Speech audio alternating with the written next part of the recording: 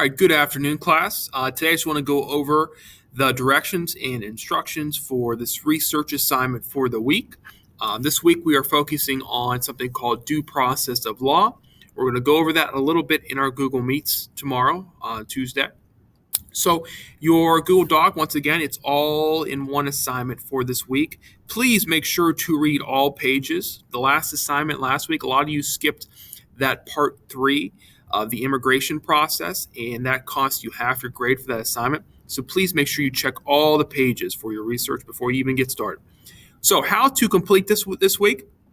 The directions are pretty self-explanatory, but I'm going to go over them today and also in Google Meets tomorrow. So first thing what you do is think about, have you heard of the term due process before? And break that term down. What does it exactly mean? All right. I give you a formal definition of the due process of law here. All right. So right there. And then you scroll down. And here are 8 things that you are owed in due process of law in the United States legal system. All right. So you need to read all those 8. All right. Next is you're going to watch this video. So click on this video. That hyperlink will bring you to this YouTube video. It is 2.5 minutes. That is it. You're going to watch that, and there are 5 research questions based off of this video.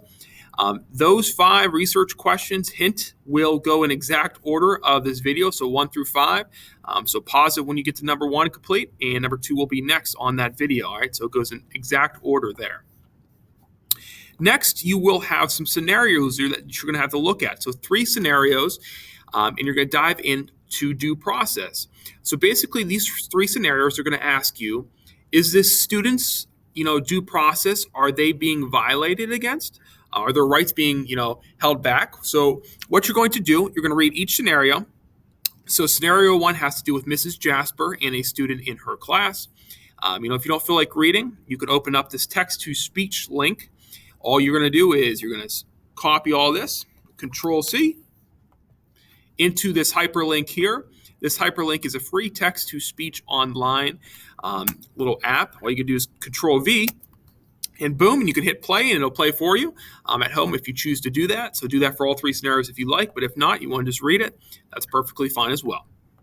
So after scenario 1, what you're going to do is you're going to answer these 3 questions, inquiry questions about that scenario.